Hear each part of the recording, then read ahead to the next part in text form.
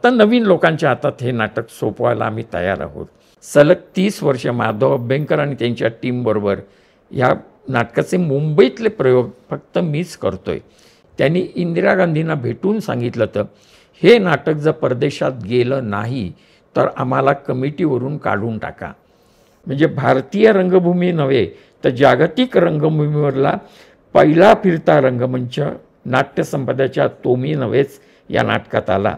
की कदमांविषयी जर कोणी तक्रार घेऊन मौनवागांकडे आलं तर त्यावेळच्या कलाकारांना ते सांगायचं की कदम म्हणतील ती दिशा पूर्व, निर्माता जगला पाहिजे, ही एकच भावना त्यांच्या मागे असायची. ट्रॅफिकमध्ये अडकलो हे मुंबईत सांगूच नका कोणी. तर घाशीरामसारखं नाटक करताना 25 लोकांना गोटे लावावे लागतात.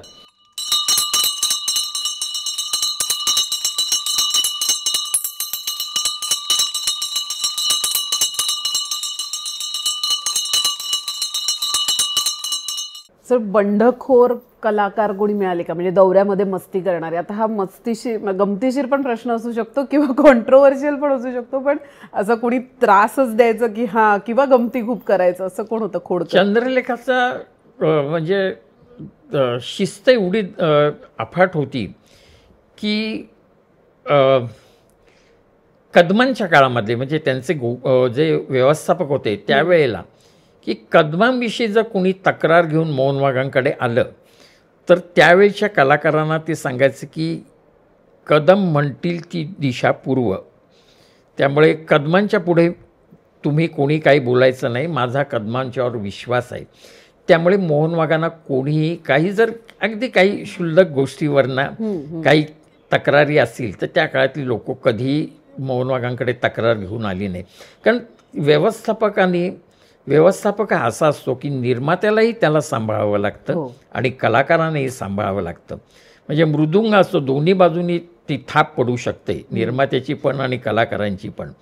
तर पुरुषोत्तम दारव्हेकरांच्या वऱ्हाडी माणसामध्ये एक वाक्य आहे की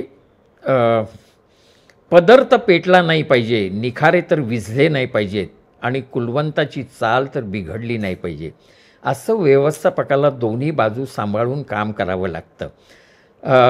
ह्याच मनोहर कदमांना त्यांच्या एका मित्रांनी विचारलं होतं काही वर्षापूर्वी आणि ते त्यांनी एका कागदावर लिहून ठेवलं. तर ते उत्तर कदमांनीच त्यांचंच उत्तर त्यांनी लिहून ठेवलं. तर त्यांना त्यांच्या मित्रांनी विचारलं तर अरे काय रे मनोहर, व्यवस्थापकाचं नाटकधंद्यात काय काम असतं रे? तर मला थांबा जरा, माझ्या हातातलं एवढं काम संपवतो आणि मी तुम्हाला सांगतो. ते काम संपूर्ण कदम त्या मित्राला म्हणाले, व्यवस्थापक नाटकधंद्यातला म्हणजे त्या व्यवस्थापकांनी जर मनात आणलं तर एखादी नाटक कंपनी तो रसातळाला सुद्धा नेऊ शकतो आणि तीच नाटक कंपनी त्यांनी मनात आणलं तो ऊर्जितावस्थेला सुद्धा नेऊ शकतो.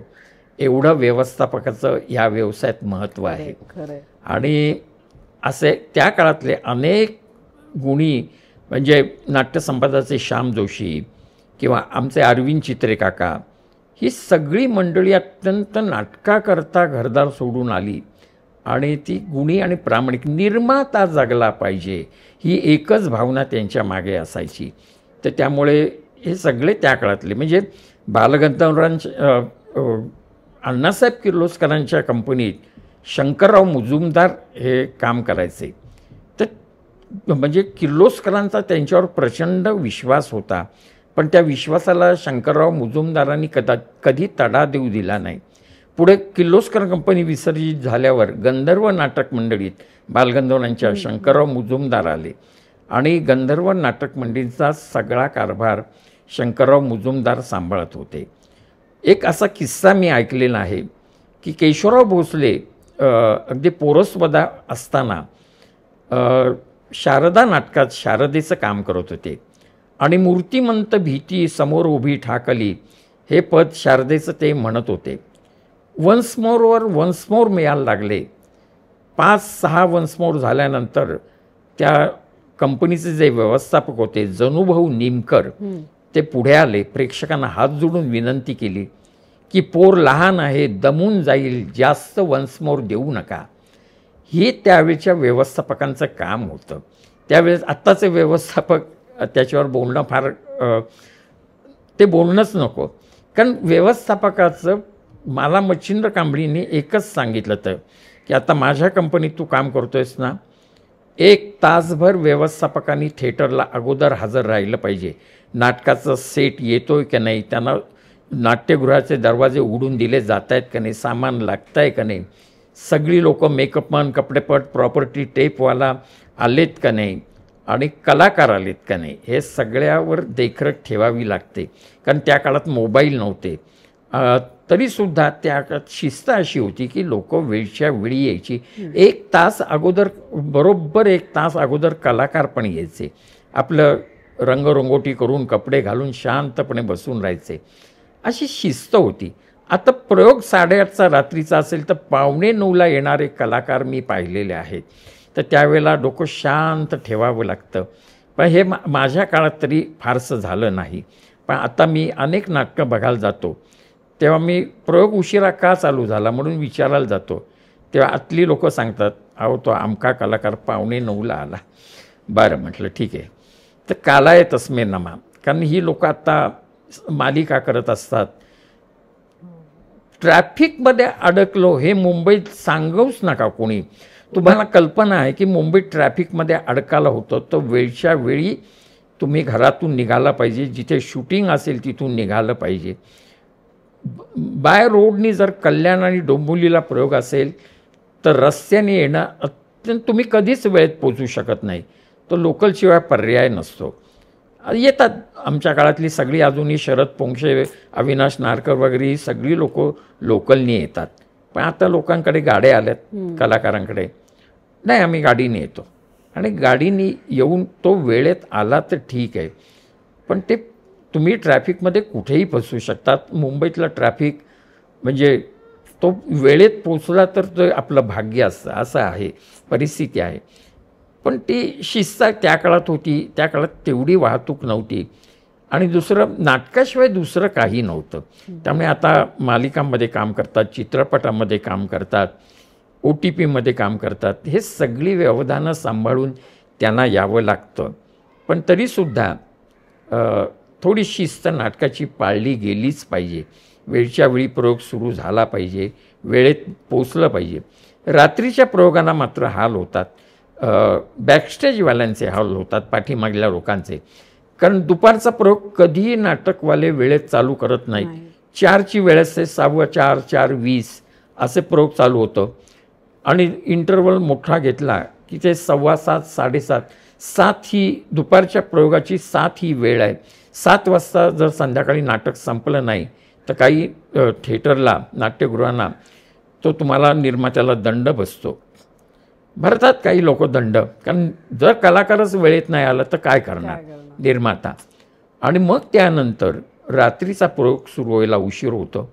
शेवटल्या गाड्या मिळत नाहीत आणि त्यामुळे बॅकस्टेजवाल्यांचे, कपडेपट, प्रकाश योजना करणारा आणि टेपवाला जातो निघून सटकन त्याचं आवरून. पण ही लोकांना शेवटल्या गाड्या मिळत नाहीत. मग स्टेशनवर झोपावं लागतं त्यांना. तर अशी परिस्थिती आहे. आणि नाट्यगृहाचेही आता सगळे कायदे कानून बदललेले आहेत. खुर्चीतला माणूस बदलला की त्याच्या पद्धतीने तो कायदा कानून करतो. दुपारी 4चा प्रयोग असेल तर आम्हाला 2 वाजता थिएटर कंपल्सरी त्यांना द्यावं लागतं. कारण किमान 2 तास नाटक सुरू होण्यापूर्वी त्याला 2 तास लागतात. संपूर्ण सामान आतमध्ये घेऊन यायचं. तो सेट लावल्याशिवाय प्रकाश योजनावाला प्रकाश योजना करू शकत नाही. असं सगळं. काही हेवी नाटकं असतात तर घाशीरामसारखं नाटक करताना 40 लोकांतल्या 25 लोकांना गोटे लावावे लागतात. त्याच्यानंतर त्या काळातलं असल्यामुळे ते नऊवारी साड्या नेसणं वगैरे. त्यामुळे 2022 साली 16 डिसेंबरला 2022ला घाशीरामला 50 वर्ष झाली. दुपारी मी दीनानाथला प्रयोग केला होता 50 वर्ष झाल्याबद्दल. त्यावेळेच्या ज्या व्यवस्थापिका होत्या त्यांनी नियमावर बोट ठेवलं. नियम म्हटलं कोणी केले, आमच्या वेळात तुमच्या वेळची गोष्ट वेगळी आहे असे उद्धटागत उत्तर दिली त्यांनी. आणि त्यांनी 3 वाजता मेकअप रूम उघडून दिला. दीनानाथचं मेकअप रूमची रंगमंचाची शेवटची भिंत आणि मेकअप रूमचा दरवाजा याच्यामध्ये मोठी लांबलचक लॉबी आहे. त्या लॉबीमध्ये बसून शेवटी मेकअपमधने गोटे लावायला मेकअप करायला सुरुवात केली आणि 3 वाजता येऊन त्यांनी मेकअप रूम उघडून दिली. तर आता नाटकाचे माहिती नसलेली लोक तिथे व्यवस्थापक म्हणून आणून बसवल्यानंतर नाटकाचं काय होणार. आणि निर्माते कधीच प्रयोगाला हजर नसतात. त्यांचा कोणी मॅनेजर तर हल्लीचे येतच नाहीत वेळेत. त्यामुळे बॅकस्टेजवालेच तिथे हातापाया पडून दीनानाथलं सामान अमुक वाजताच ते शटरने आत घेतलं जाईल अशी त्यांची जी हुकमत चालते, जे कधीही नव्हतं. तुम्हाला नाटकाची गाडी आली किंवा ट्रक आला, फक्त शटर मागचं उघडून द्या, म्हणजे जे ग्रिल जिन्याने वरती सामान आलं की, आणि सकाळचा प्रयोग चालू असेल तर तो प्रयोग संपल्यानंतर रंगमंचाचं शटर उघडून मग ते सामान आत घेतलं जायचं. पण तोपर्यंत तेवढ्या पाठीमागच्या जागेत बॅकस्टेजवाले आपली लेवल वगैरे जे काही सामान जोडता येत असेल ते जोडून टाकत असत. बाजूच्या पॅसेजमधनं मेकअपच्या पेट्या मेकअप रूमला जायच्या, कपडेपटाच्या पेट्या कपडेपटामध्ये जायच्या आणि कपडेपटवाला मेकअपमन काम करायला सुरुवात करायचे. ही एक शिस्त होती, एकमेकांच्या देवाणघेवाण होती थिएटरच्या व्यवस्थापकाच्या आणि निर्मात्यांच्या, म्हणजे जे प्रयोगाला जाणारी लोक आहेत त्यांच्यात. आणि थिएटरची जी नाट्यगृहाची जी स्टेजवर काम करणारी मंडळी होती ती पूर्वी नाटकातलीच सगळी तिथे रुजू झालेली होती. कारण एकट्या प्रभाकर पणशीकरांनी महाराष्ट्रातल्या जेवढ्या नाट्यगृहात जेवढ्या शहरात जी नाट्यगृह झाली त्या महापालिकेच्या खाजगी थिएटरमध्ये पणशीकरांनी गावोगाव जाऊन तिथल्या आयुक्तांना भेटून,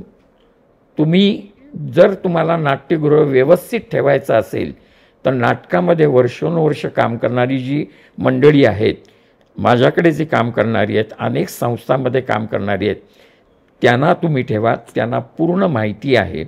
रंगमंचाची देखभाल, मेकअप रूम, प्रकाश योजना, अशी अनेक मंडळी पणशीकरांनी, प्रभाकर पणशीकरांनी गावोगावी आपल्या स्वतःच्या नाटक कंपनीतली त्या पणशीकरांनी आपली लोक तिथे लावली आणि त्यांच्या आयुष्याचा म्हणजे प्रश्न मिटवला. त्यांना एक आर्थिक स्थैर्य आलं.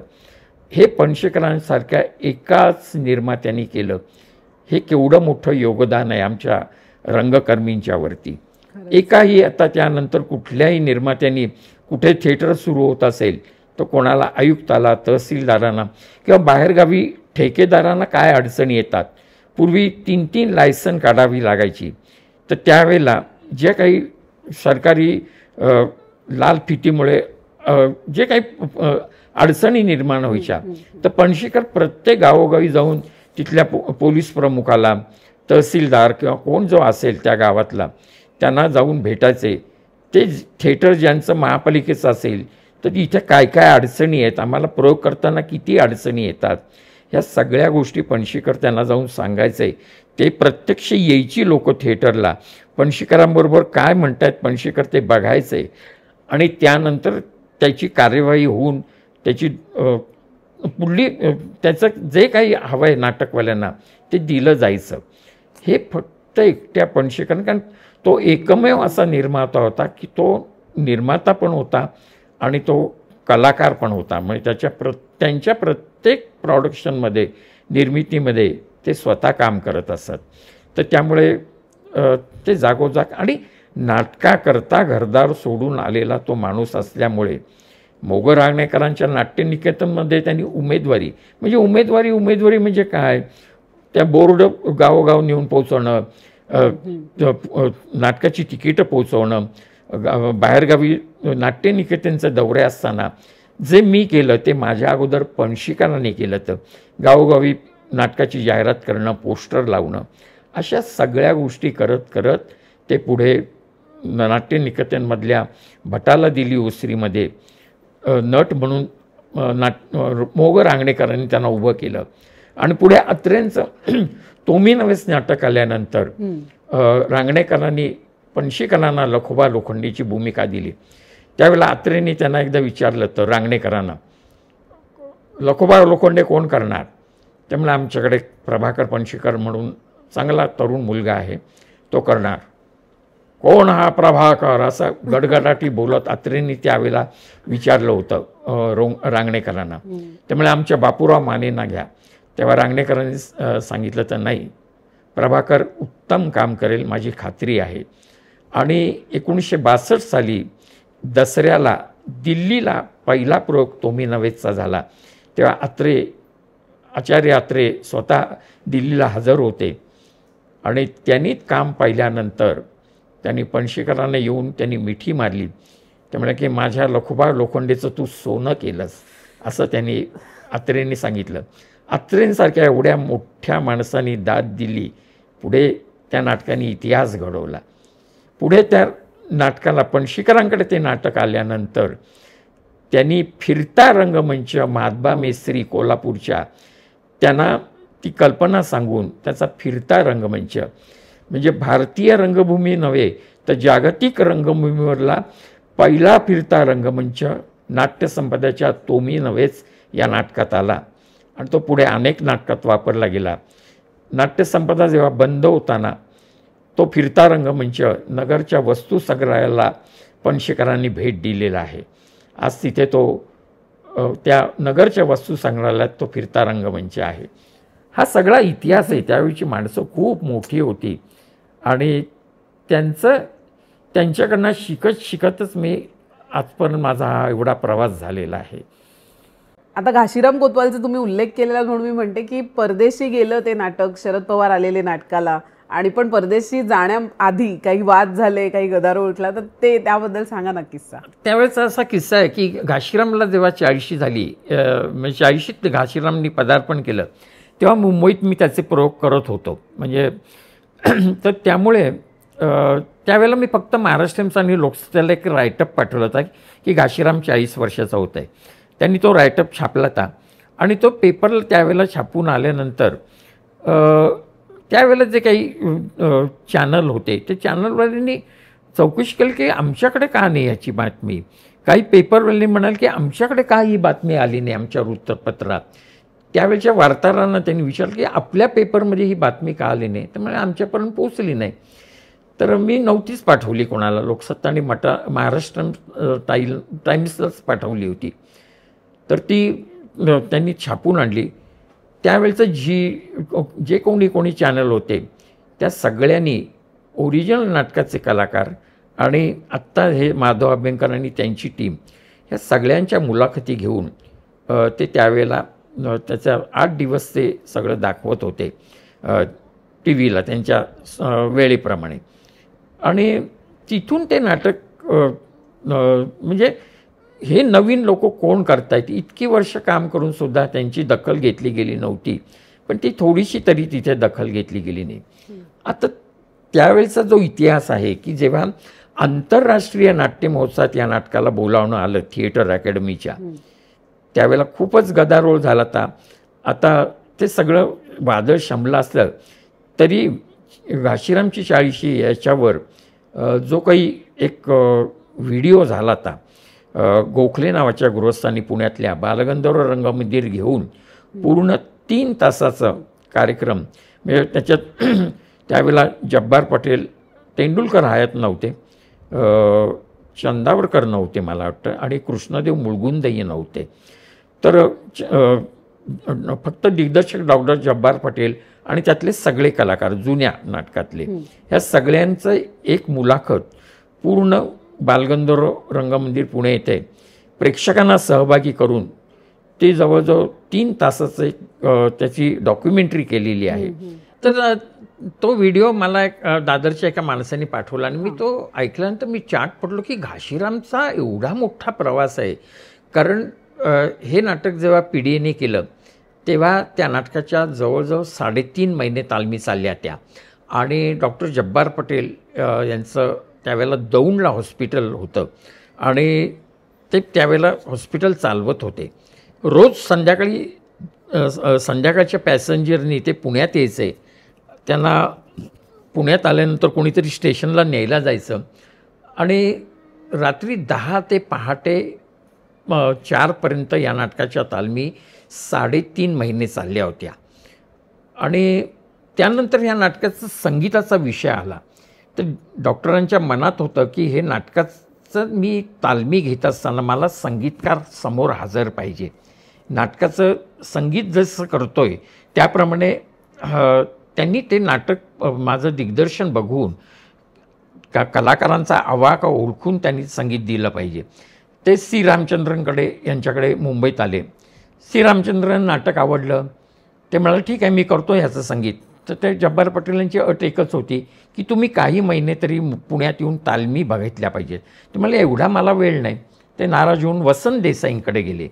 वसंत देसाईंचं पण तेच झालं. ते म्हणाले मला एवढा वेळ नाही, मी नाटकाचं संगीत करतो. मग ते पुण्यात नाराज होऊन पुण्यात यायला निघाले मुंबईतून.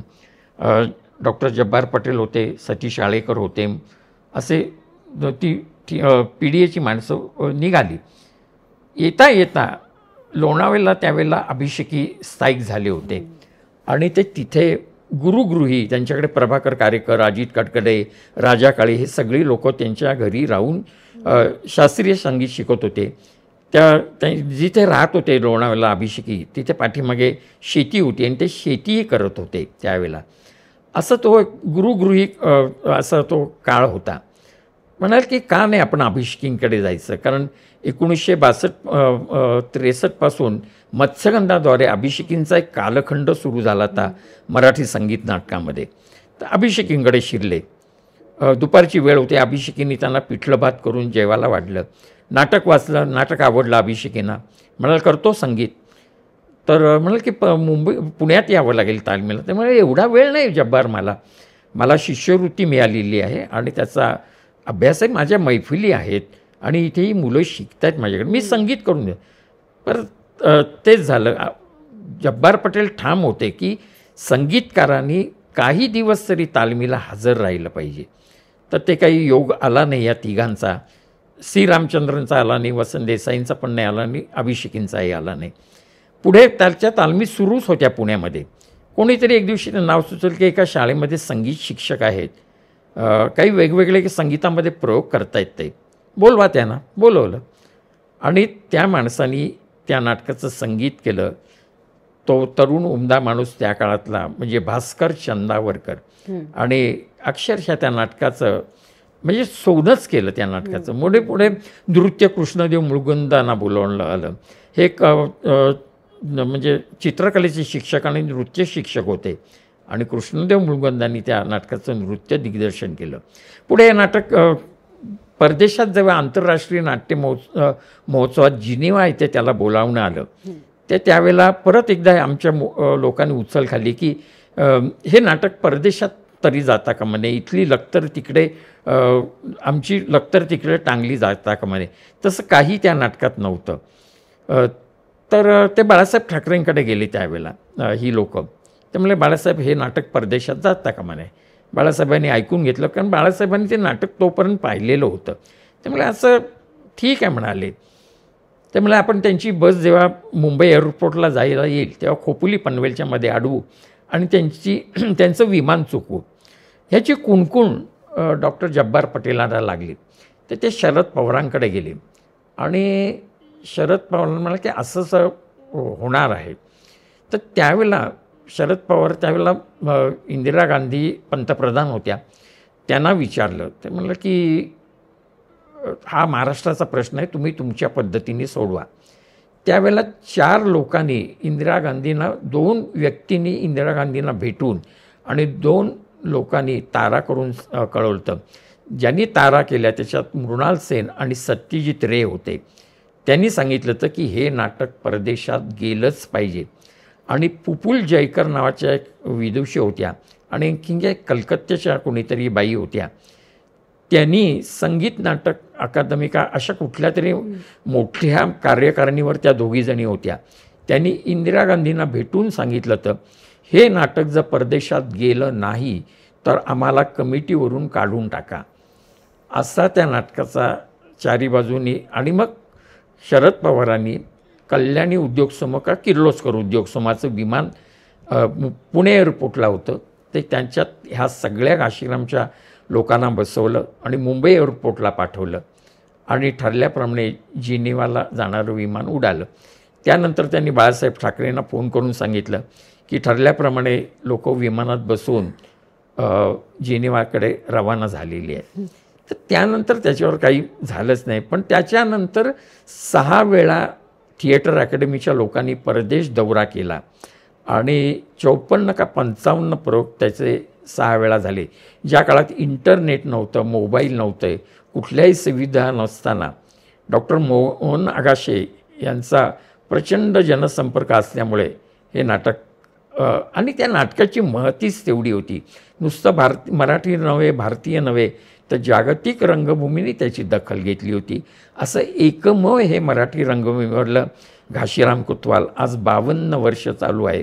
आणि टोटल PDA थिएटर अकॅडमी आणि आत्ताची जी माधव अभ्यंकरांची टीम आहे, हे सगळ्याचे प्रयोग मिळून 16 डिसेंबर 2024ला संध्याकाळी 6:30ला त्याचा 2100वा प्रयोग आम्ही करतो आहे.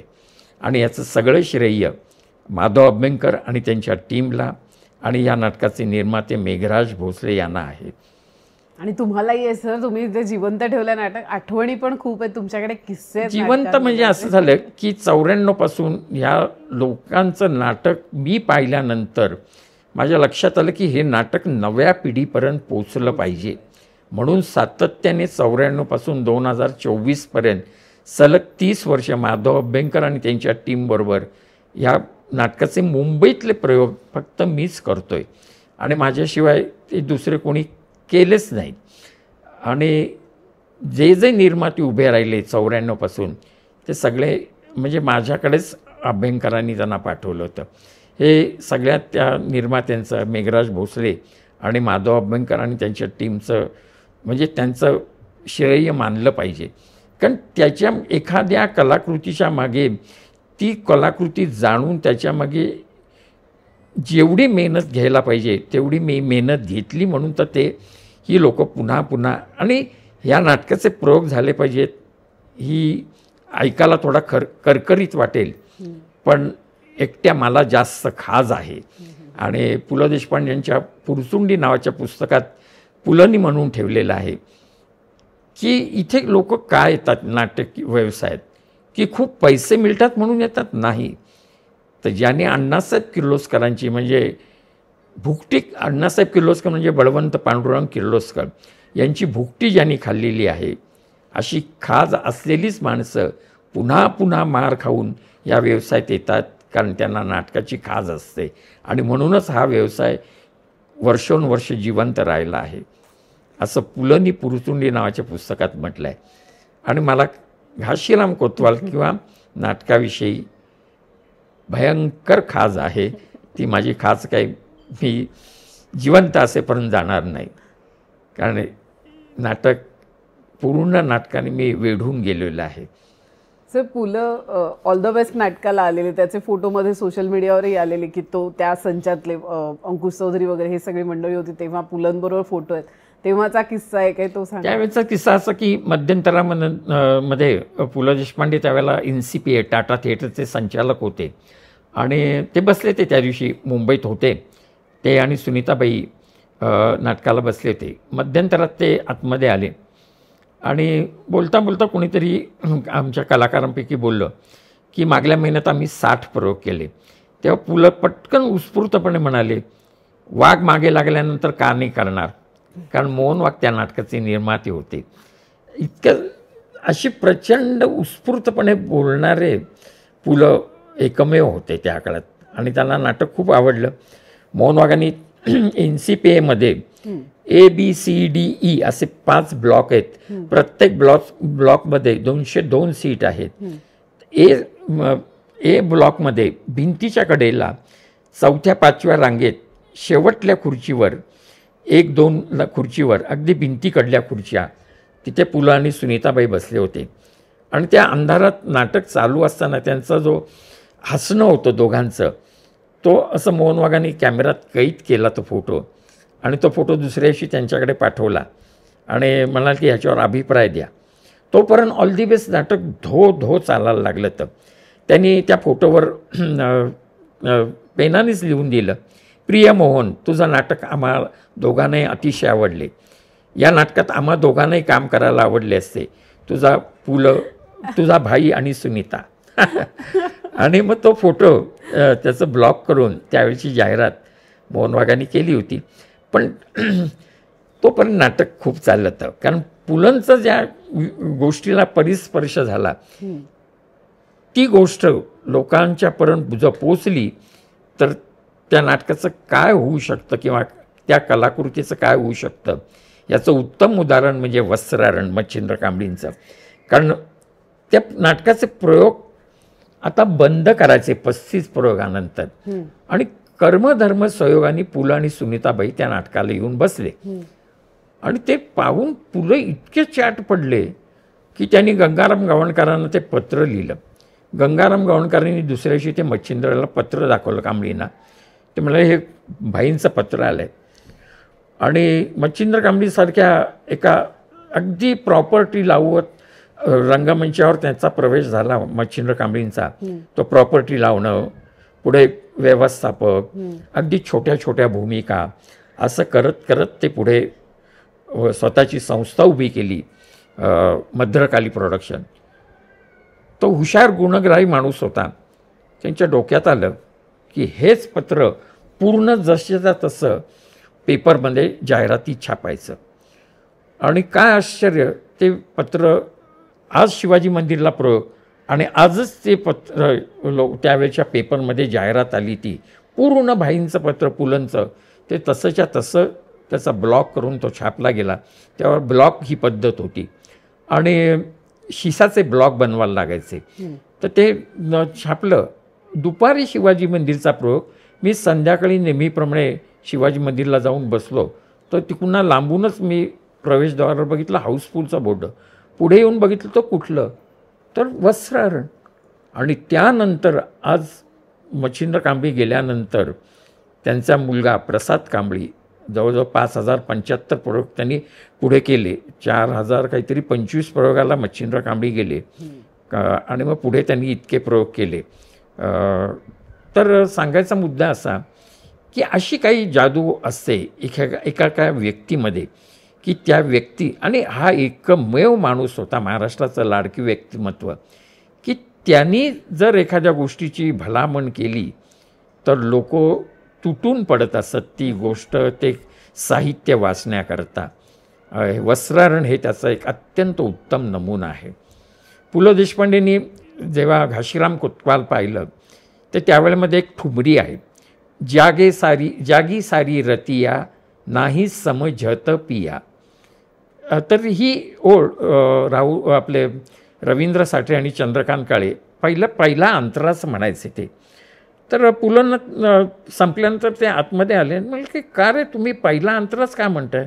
तर म्हणाले की आम्हाला पुढलं माहिती नाही, आम्हाला काही माहितीच नाही आहे त्यातलं पुढलं काय आहे ते ठुमरी ती. त्यामुळे मला माहिती आहे, मी देतो तुम्हाला कागदावर लिहून. आणि त्यांनी कागदावर लिहून दिली. अशा अनेक लोकांनी त्या नाटकाला, म्हणजे ती ठुमरी पूर्ण पुलंना पाठ होती आणि मग ती पुढे कित्येक वर्षोनवर्ष ती ठुमरी आता गायली जाते. पूर्ण साधारण 10 मिनिटाची ती ठुमरी आहे. आणि ओरिजिनल नाटकामध्ये रवींद्र साठे आणि चंद्रकांत काळे आणि आत्ता 94 पासून याच्यामध्ये राहुल जोशी आणि प्रदीप फाटक ते गातात.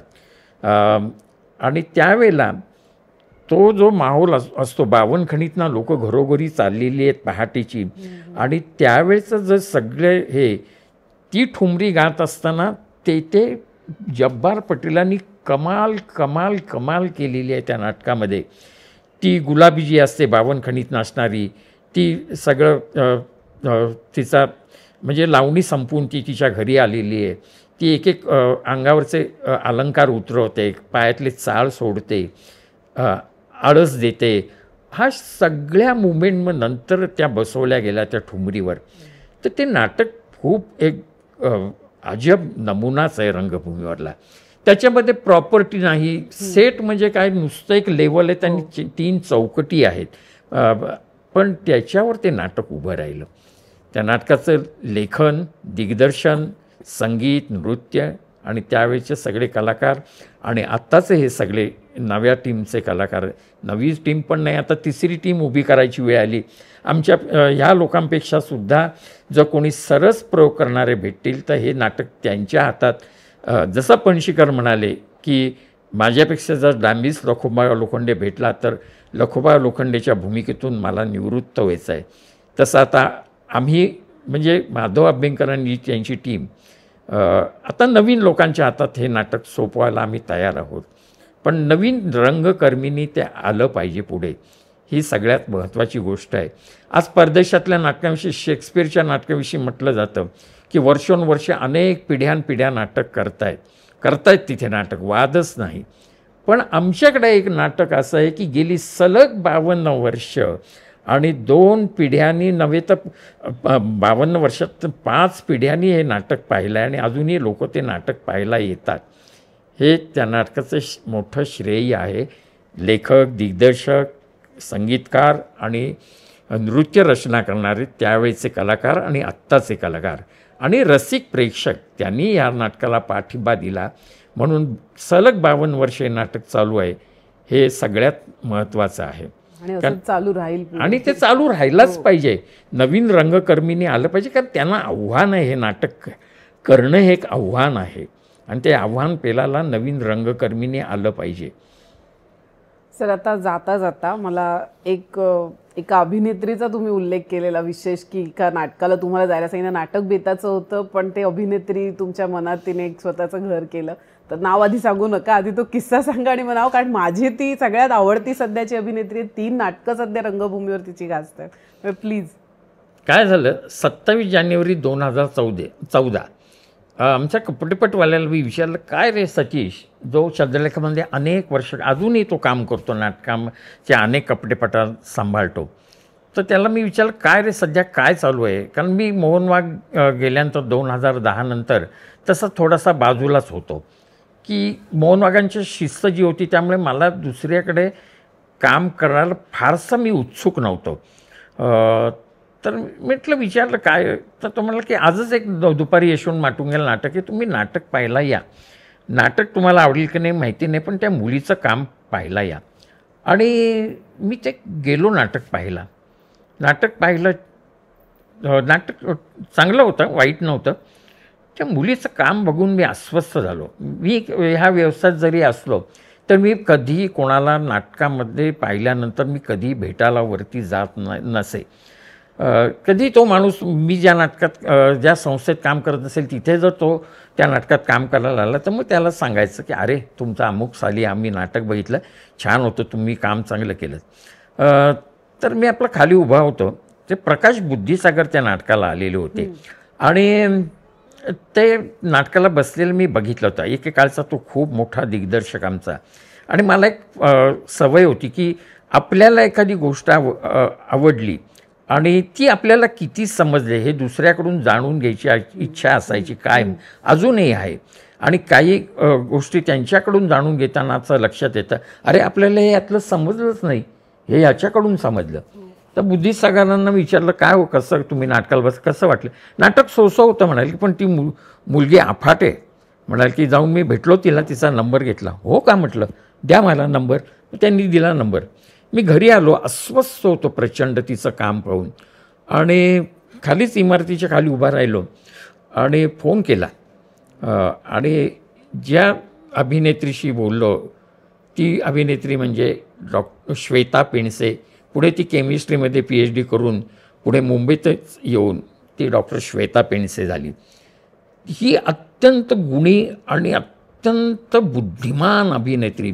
म्हणजे वपू काळेंच्या ही वाट एकटीची मध्ये बाबी या कॅरेक्टरविषयी वपूने असं लिहून ठेवलं आहे तिथे, की प्रचंड बुद्धिमत्ता घेऊन जन्माला आलेली ही विद्युलता फडके, तशी ही श्वेता पेंडसे ही खूप प्रचंड बुद्धिमान आहे. ती नागपूरला इतकी वर्ष राहत होती आणि 2013ला ती मुंबईत आली आणि अनेक नाट्यस्पर्धांमधनं तिने राज्यनाट्य स्पर्धेतनं भाग घेतला होता.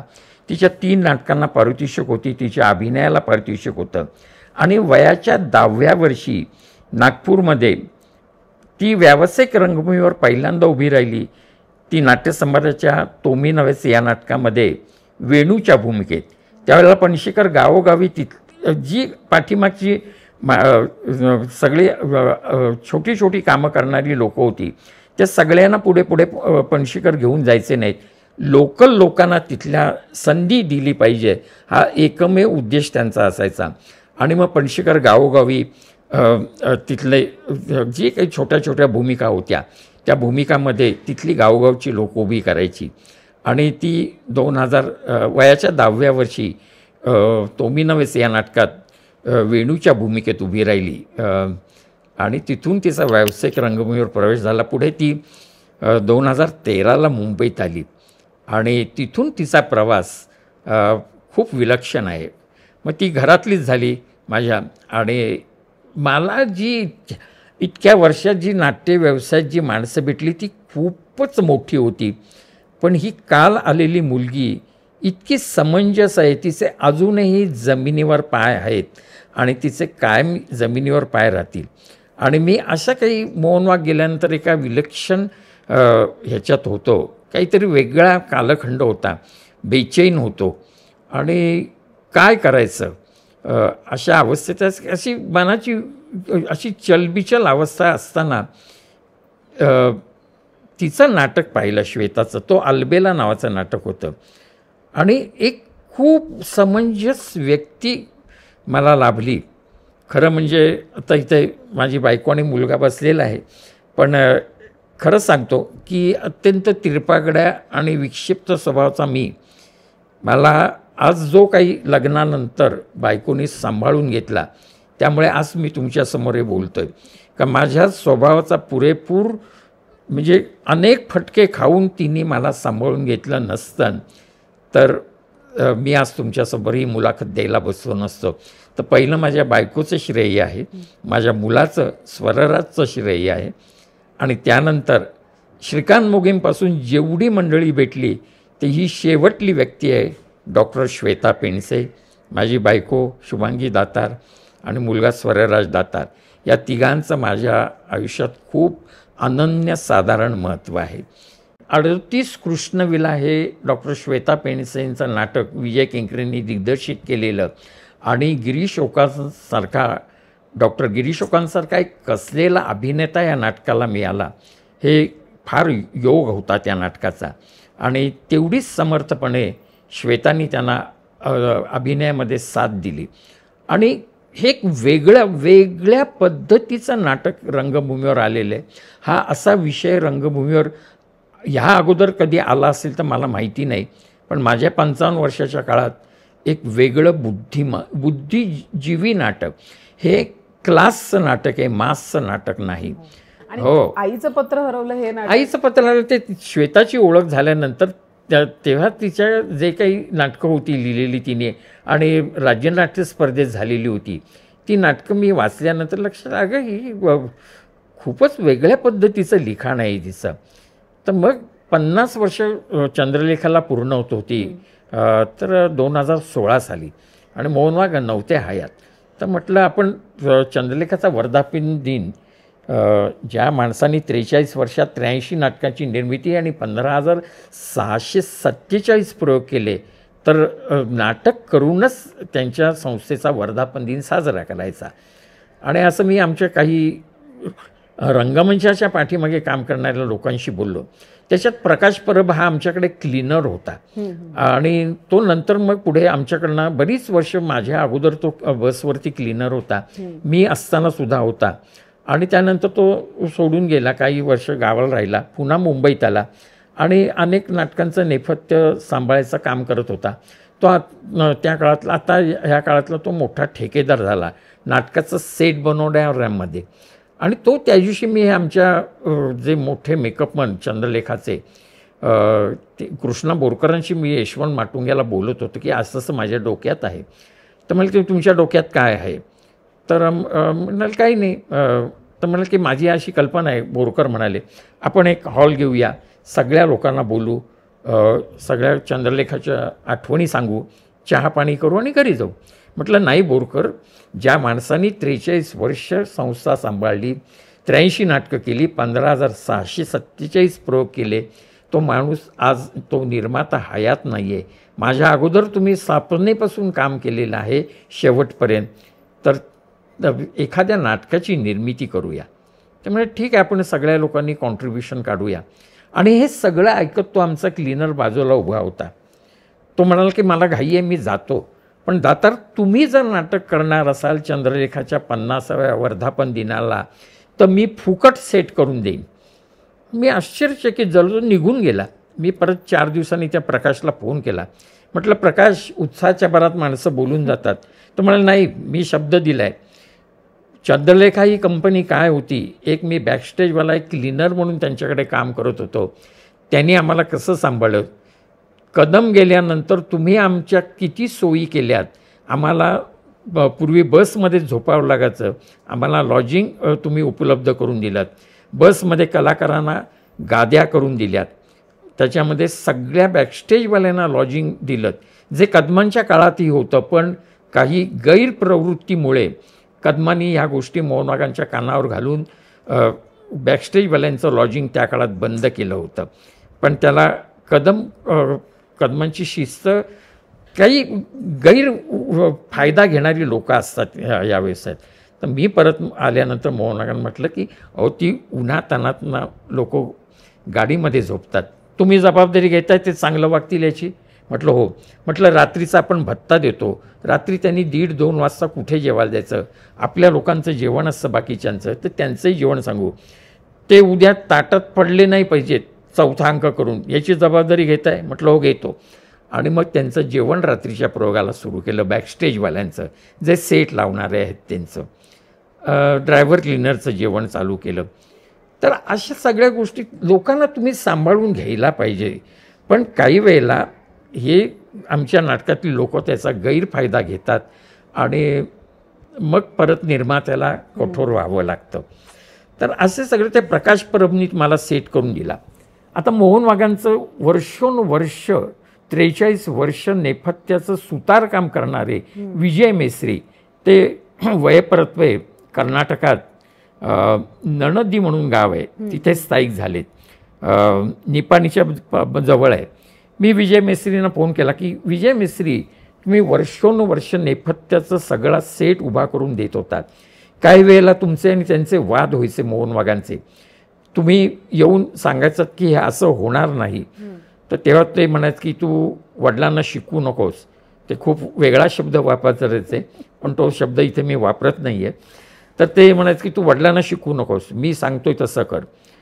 ते निमूटपणे विजय मेस्त्री निघून जायचे. पुठ्ठ्याचं मॉडेल करून आणायचे आणि त्यांना दाखवायचे. हा पहिला सीन, हा दुसरा सीन पाठीमागे, हा तिसरा सीन, हा शिवाजी मंदिर. सगळ्या शिवाजी मंदिर छोटं आहे मुंबईतलं रंगमंच. तर प्रत्येक निर्मात्याचा आग्रह असतो की शिवाजी मंदिरच्या रंगमंचावर सेट बसेल अशाच पद्धतीचा सेट बनवायचा. तर म्हणाल की हा मी सेट फिरवला. त्या विजय मेस्त्रीने पुठ्ठ्याचं मॉडेल करून दाखवलं. हा म्हणाला पहिला अंधार झाला, हा मी सीन फिरवला. हा सीन फिरवल्यानंतर मागचा सीन मी पुढे कसा आणणार. मोहनवागांनी ते बघितलं, तो काय म्हणतोय ते पुन्हा करून दाखवलं त्या विजय मेस्त्रीने. आणि त्यांच्या लक्षात आलं, जा शहाणा आहेस, तुला जसं सुचताय तसं कर. ते निघून गेले विजय मेस्त्री. आणि ते निघून गेल्यानंतर मोहनवाग म्हणाले, तो हुशार आहे म्हणून मी त्याला ठेवला आहे. हां, पण मोहनवागांनी आता अगदी खूप मोठे आहेत ते मोहनवाग माझ्यापेक्षा वयाने, अनुभवाने. पण त्यांचं एक म्हणणं होतं की तोंडावर कधीही कौतुक करायचं नाही, माणसं शेफारून जातात, हे त्यांचं म्हणणं होतं. आता खरं कुठं माहिती नाही, पण असेलही तसंही त्यांचं म्हणणं असेल तसं. पण त्यांनी तसं कोणाचंही तोंडावर कौतुक केलं नाही कधी. माझंही त्यांचं फार तसं पटलं नाही, कारण त्यांचं तेही तिरपागड्या डोक्याचे, मीही तिरपागड्या डोक्याचा. तर वसंतराव कानेटकर एकदा पुण्यात होते. तर ते मोहनवागांना फोन केला की अरे मोहन, माझी काही रॉयल्टीची पाकिटं असतील तर वयपरत्वे आता मला नाशिकहून मुंबईत यायला जमत नाही, मी पुण्यात आहे आणि तुमचा पुण्यात प्रयोग आहे, तर पाठवून द्या. आणि आता कदमांच्या नंतर कोण आला आहे रे तुझ्याकडे व्यवस्थापक म्हणून. तर मला ते श्रीकांत मोगेंकडे जो काम करतो दातार म्हणून. हो का म्हणाले. कारण कानेटकरांची त्याच्या अगोदर माझी ओळख झाली होती, कारण लेकरूचे आम्ही प्रयोग केले ते 43. पण कानेटकरांच्या लक्षात येत नव्हतं कोण दातार. तर मी आमचा 5 वाजता बालगंधर्वाला प्रयोग होता, आम्ही जगतो बेफाम. गेलो आणि वसंतराव काहीतरी 5:15 वाजता बालगंधर्वला मेकअप रूममध्ये आले. मी आपला हिशोब करत बसलेलो होतो. तर आले, तर म्हणे तुम्ही दातार काय? म्हटलं हो.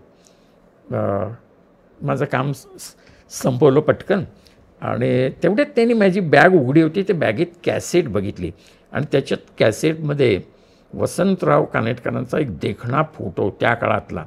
अरे माझी कॅसेट तुमच्याकडे कशी काय, कोणी काढली बाहेर कॅसेट? म्हटलं हो, थांबा सांगतो. मग त्याने सगळी रॉयल्टीची पाकिटे दिली. मोहन वाघांनी सांगितलं तर रेव्हन्यू स्टॅम्प लावून व्हाउचरवर सही घ्यायची वसंतरावांची, सगळी पाकिटं मोजून द्यायची. इतकं वसंतराव तसं असोत, कानेटकर नाही तर विवा शिरवाडकर असोत, सगळं चोख व्यवहार होता त्या माणसाचा, मोहन वाघांचा. वसंतरावांनी नेहमीप्रमाणे सही केली, पाकिटं घेतली, पाकिटं मोजून बघितली. म्हटलं पैसे बघा आतमध्ये. नाही काही इतके वर्ष मोहनबरोबर मी नाटक व्यवसाय करतो आहे, काही बघायची गरजच नाही, कदमापासूनचा काळ आहे तो. आणि वसंतराव थकले ते त्यावेळेला, म्हणून त्यांना मी गेटपर्यंत सोडायला गेलो. गेटवर गेलो आणि मला अच्छा तुम्ही दातार होय, अच्छा माझ्या लक्षात आलं. मला काही कळे नाही मोहन म्हणाला दातार कोण, आणि म्हणाले कॅसेट काय तुम्ही ती दिलीत मला ती. म्हटलं तुमचं रायगडाला जेव्हा जाग येते नाटक, जेव्हा डॉक्टर घाणेकर 2 मार्च 86ला गेले, त्याच्यानंतरच्या आठवड्यामध्ये आकाशवाणीकडे जे गोवांदूचं नाटक रेकॉर्डेड होतं त्याचा पहिला अंक या नाटकात आहे. त्याच्यात मास्टर दत्ताराम, डॉक्टर घाणेकर ही सगळी मंडळी आहेत आकाशवाणीच्या. त्या रायगडाला जेव्हा जाग येते हे नाटकाचं आकाशवाणीकडे जे रेकॉर्डिंग आहे ते मला वपुनी करून दिलं आहे. अच्छा, आणि म्हणे पलीकडे म्हटलं लेकुरे उदंड झालीचा म्युझिक ट्रॅक आहे जो अभिषेकीने केला होता तो. तर म्हणाल काय सांगताय काय, इतकी वर्षे इतक्या निर्मात्यांना मी नाटकं दिली पण मला कोणी माझं नाटकांचं काही रेकॉर्ड दिला नाही. आणि ती कॅसेट मी करून वसंतरावांचा एक छान देखणा फोटो लावून त्यांना दिला होता.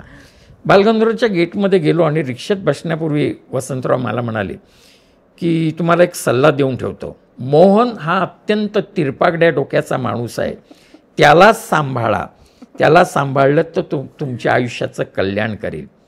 असं म्हणून वसंतराव जायला निघाले. म्हटलं वसंतराव एक विचारायचं होतं. ते म्हटलं लेकुरे उदंड झालीमधलं गोड गोड बाळ जसे कमल उमलले, ओठांच्या पाकळ्यात ब्रह्म साठले, कुंदाच्या अवघवाया लागल्या कळ्या, मखमाली गालावर रुळती साखळ्या. हे म्हटलं गाणं तुमचंच आहे का? म्हटलं इतकं सुंदर गाणं आहे आणि अभिषेकेनी ते नाटकातलं गाणं असून त्याला भावगीताच्या ह्याच्यात आणून बसवलेलं आहे. तर मला तुम्हाला सांगू का, हे गाणं माझं नाही आहे. मग म्हटलं कोणाचं आहे? म्हटलं तुमच्या वडिलांचं कवी गिरीशांचं आहे का? तर म्हणे नाही, माझ्या लहानपणी मी बाळ असताना माझ्याकडे त्या काळचे मोठे कवी जयकुमार उपाध्ये, JK उपाध्ये ते यायचे आणि त्यांनी मला ते लहानपणी पाहिलं आणि ह्या 4 ओळी त्यांनी लिहून वडिलांकडे दिल्या. त्या ओळी मी लेकुरेमध्ये वापरले, ते गाणं मी वापरलेलं आहे. मग म्हटलं ह्याचं माझा तो थोडा खवचट कोकणी स्वभाव असल्यामुळे म्हटलं नाटकाच्या पुस्तकामध्ये याचा उल्लेख नाही, राहिला आहे का करायचा, राहून गेला असेल असं म्हणून वसंतराव रिक्षेत बसले आणि निघून गेले. किस्से किस्से किस्से किती किस्से मला अजून ऐकायला आवडेल. पोट भरलं नाही अजून. थँक्यू सो मच, तुम्ही आम्हाला घरी बोलवलंत आणि इतकी सुंदर मुलाखत मी म्हणणारच नाही, पोटभर गप्पा. मी फक्त श्रोत्याच्या भूमिकेत होते आज आणि खूप मजा आली सर. Thank you so much. धन्यवाद.